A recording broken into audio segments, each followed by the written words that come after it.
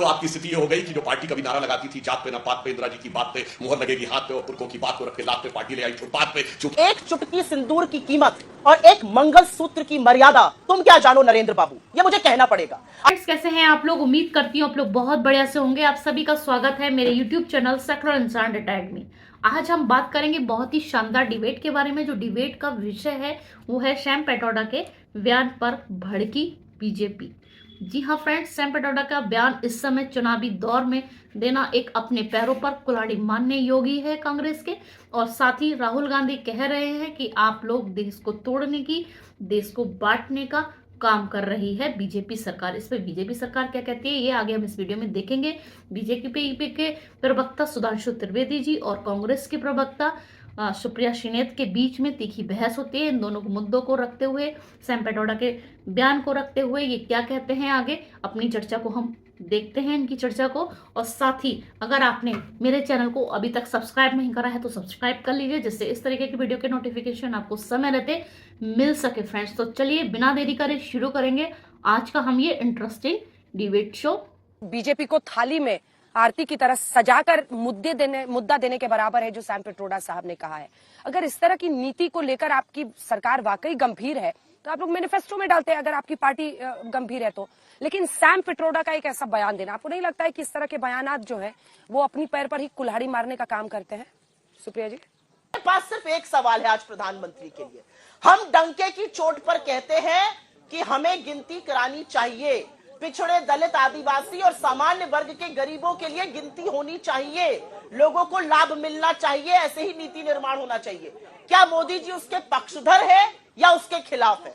इस बात का हाँ या ना बोल दे, दूध का दूध और पानी का पानी हो जाएगा। हमारे मैनिफेस्टो पे लगातार उनको झूठ नहीं बोलना पड़ेगा। सुधांशु जी, सैम पेट्रोडा ओवरसीज कांग्रेस के अध्यक्ष, इनहेरिटेंस टैक्स को लेकर उनका यह बयान, कांग्रेस कह रही है उनका निजी बयान है, तो कांग्रेस पार्टी वाले खुद ही कह रहे हैं कि नहीं हम लोग ऐसा कुछ नहीं लागू करने वाले हैं। तो बीजेपी इसको इतना बड़ा मुद्दा क्यों बना रही है? क्यों बार बार आप लोग ये कह रहे हैं कि मुस्लिमों को संपत्ति दे देंगे? और सुप्रिया जी भी आपको ललकार रही, वो कह रही है कि पेज पे किस पन्ने पर कौन सी लाइन है मैनिफेस्टो में जिससे ये साबित होता है कि हम SC ST या अन्य जातियों के समाज के लोगों का लेकर संपत्ति मुसलमानों को दे देंगे। जवाब दीजिए। देखिए ऐसा है कि जो उनके हाईटेक गुरु ने, कोई भी चीज कॉन्टेक्स्ट में देखी जाती, संदर्भ में। पहले राहुल गांधी बोल चुके थे इस सर्वे कराएंगे, एक्सरे कराएंगे। अब एक्सरे साफ कर दिया है सैम पेट्रोडा जी ने, हाईटेक गुरु है, एकदम क्लियर कर दिया कि उनका मतलब क्या था कि संपत्ति पर टैक्स लगाएंगे। और अब मतलब इसमें कोई बचाव की गुंजाइश नहीं रह गई, क्योंकि जितने तेवर के साथ राहुल गांधी जी बोल रहे थे कि हम ये करेंगे, हम आर्थिक सर्वेक्षण कराएंगे, इंस्टीट्यूशनल सर्वे कराएंगे, ये उन्होंने बोला। और बोलने के बाद जो उनके गुरुजी ने बोला, अब एक्सरे साफ हो गया। जब एक बार एक्सरे हो गया ना अंजना जी, फिर वो आप शरीर पे क्या कपड़ा पहने हैं, कपड़े में ये दिख रहा नहीं दिख रहा, वो बात खत्म हो गई। वो सारी की सारी चीजें बहुत क्लियर कट दिख गई। और दूसरी बात जो हमने कहा कि मुस्लिमों को देने की बात, तो देंगे नहीं, ये दे चुके। मैं सारे दर्शकों से कहता हूं, क्या ये सच नहीं है कि सरकार के बाद अगर सबसे ज्यादा लैंड किसी के पास है तो वह है मुस्लिम वक्फ बोर्ड। ने कहा था कि भाई हम ताल ठोक के कहते हैं दूध का दूध पानी का पानी होगा। वैसे तो मुझे लगता है कि सैम पेट्रोडा जी के बोलने के बाद दूध का दूध पानी का पानी, छाछ का छाछ, रायता का रायता इतना हो गया है कि अब बचने की कोई गुंजाइश नहीं। मगर मैं भी उनसे कहता हूं, ताल ठोक के आप लोग कहते हैं जातिगत जनगणना का विषय तो क्यों नहीं कराया है हिमाचल में, क्यों नहीं कराया 10 साल पंजाब में? अभी की पुरानी बात छोड़ दीजिए, तब तो आप विरोध में रहते थे। राजस्थान में क्यों नहीं कराया, छत्तीसगढ़ में क्यों नहीं कराया? और मैं सुप्रिया जी को बता दूं, अरे भाई कर्नाटक में आपके डिप्टी CM DK शिवकुमार ताल ठोक के कहते हैं कि नहीं होने दूंगा। अब इनकी बिल्कुल मंशा साफ हो गई है कि ये अपनी विरासत तो किसी को नहीं देना चाहते। ये सारे दल ऐसे हैं, मेरी विरासत तो मेरे पास रहनी चाहिए। हम तो उन ट्रस्टों के मालिक हैं जिनमें हजारों करोड़ की संपत्ति है, वो तो पीढ़ी दर पीढ़ी ट्रांसफर होती रहनी चाहिए इन सारी पार्टियों की। ठीक है सुप्रिया जी, डिस्ट्रीब्यूशन ऑफ वेल्थ, ये जो वितरण संपत्ति के वितरण की बात कही गई है, उसको लेकर पूरा बवाल, वहीं से लाइंस को बीजेपी कनेक्ट कर रही है। उस पर एक छोटा सा जवाब, फिर मैं सुधांशु जी से कास्ट सेंसस पे जवाब लूंगी। बहुत अच्छा सवाल है कि आपकी जैसी मूर्धन्य पत्रकार से मुझे उम्मीद थी कि आप इसको जोड़कर ही सवाल पूछेगा। अच्छा सवाल आपने पूछा है। 15,329 शब्द है इस मैनिफेस्टो में, 46 पन्ने का है। बीजेपी दिखा दे कहां पर वितरण की बात है। कहां पर रीडिस्ट्रीब्यूशन की बात है? और मैं डंके की चोट पर कहती हूं ना, हमने 55 साल सरकार चलाई, हमने किसकी जेब से पैसा निकाल के गरीब को दिया? हमने गरीब को आगे बढ़ाया नीतियां बनाकर, हमने गरीब को आगे बढ़ाया नीति निर्माण करके, हमने गरीब को आगे बढ़ाया उसका हक देकर, किसी को कमतर नहीं किया हमने। ठीक है, मंगलसूत्र पर भी सुधांशु जी और कास्ट सेंसस पर आपकी पार्टी का क्लियर लाइन वो पूछ रही है।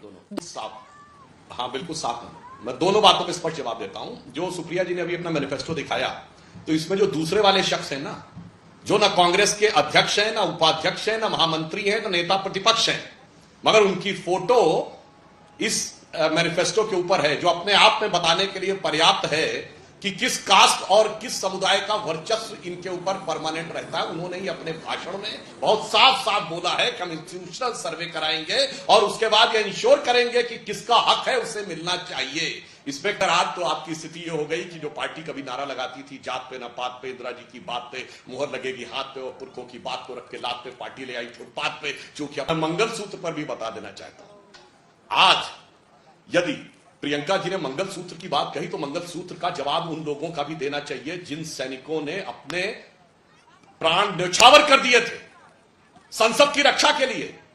उन्होंने अपने मंगलसूत्र छोड़िए, उनके परिवार वालों ने मेडल तक लौटा दिए थे कि अफजल गुरु को फांसी नहीं हो रही थी, पर सोनिया जी की आंखों में वो नहीं आए थे। जिन लोगों ने अपने प्राण न्यौछावर किए 65 की लड़ाई में, 71 की लड़ाई में, और हम सब जाकर कूटनीति के टेबल पर हार के चले आए, हम पीओके सॉल्व नहीं कर पाए। छोड़िए, मैं दर्शकों से कहना चाहता हूं, हमने बांग्लादेश में 93,000 पाकिस्तान के कैदी छोड़े और 54 कैदी जो हमारे थे, हमारी सेना के जवान, वो पाकिस्तान की जेल में थे, वो वापस नहीं लिए। उनके मंगलसूत्र का जवाब दीजिए जिसे हम लोग। सुप्रिया जी देखिए, एक इतना तो तय है कि अब बीजेपी ने इस बार आपको अपने टर्फ पर ले आया है और वो यहां पर लाकर बहस कर रहे हैं और कांग्रेस पार्टी के तमाम नेताओं को उस पर जवाब देना है। मंगलसूत्र पर भी जवाब दिया जा रहा है, अन्य मुद्दों पर भी सफाई दी जा रही है। प्रश्न मेरा ये है कि एक सैम पिट्रोडा आते हैं, कांग्रेस को फंसा जाते हैं, कभी मणिशंकर अय्यर आते हैं, कुछ बोलते हैं, कांग्रेस को समेट लाते हैं। ये ऐसे नेताओं की जो आप लोगों ने एक पूरी पौध बना रखी है अपनी पार्टी में, आपको नहीं लगता है कि आपको एक तरीका अपनाना पड़ेगा जिसमें इस तरह की बातों से मौका ना दिया जाए? और खास तौर अंजना जी, आपकी बात का एक्चुअली मेरे पास एक रिटॉर्ट है, वो मैं दूंगी, लेकिन एक चुटकी सिंदूर की कीमत और एक मंगलसूत्र की मर्यादा तुम क्या जानो नरेंद्र बाबू, ये मुझे कहना पड़ेगा। आप मंगलसूत्र की बात करते हैं, उस मंगलसूत्र की जो दाम्पत्य के सूत्र का सबसे पवित्र प्रतीक है। आप बात कर पाएंगे उन 20 जाबाजों की विधवाओं से जिनके लिए आपने गलवान में कह दिया कोई घुसा हुआ नहीं था? उनके मंगलसूत्र का जवाब दे पाएंगे? 700 किसानों की विधवाओं के मंगलसूत्र की बात का जवाब दे पाएंगे? मणिपुर की मंगलसूत्र की विधवाओं का जवाब दे पाएंगे?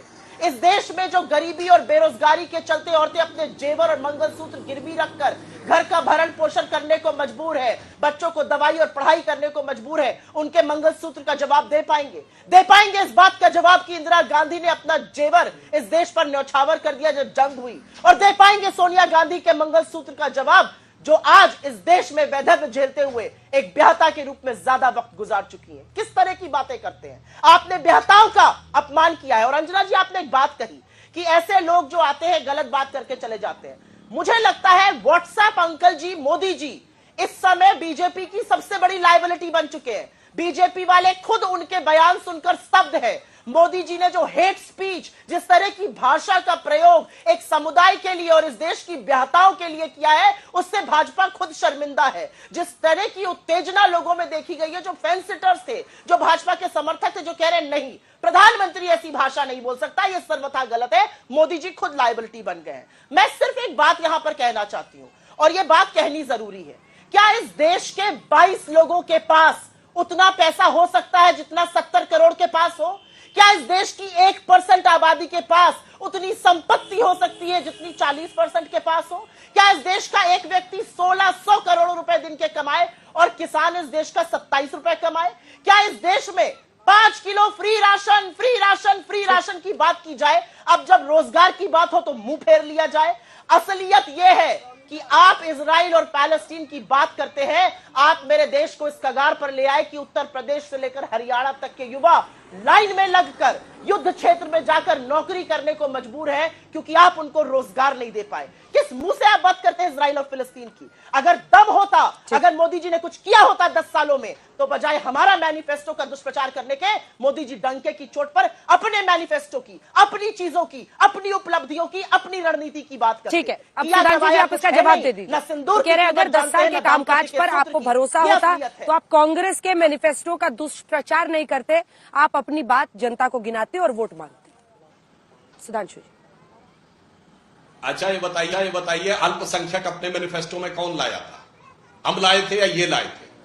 मुस्लिमों का पहला हक होना चाहिए, वो वीडियो अवेलेबल है। Minorities particularly Muslims they should have the first right. ये हमारे प्रधानमंत्री का बयान है या इनके प्रधानमंत्री का बयान है?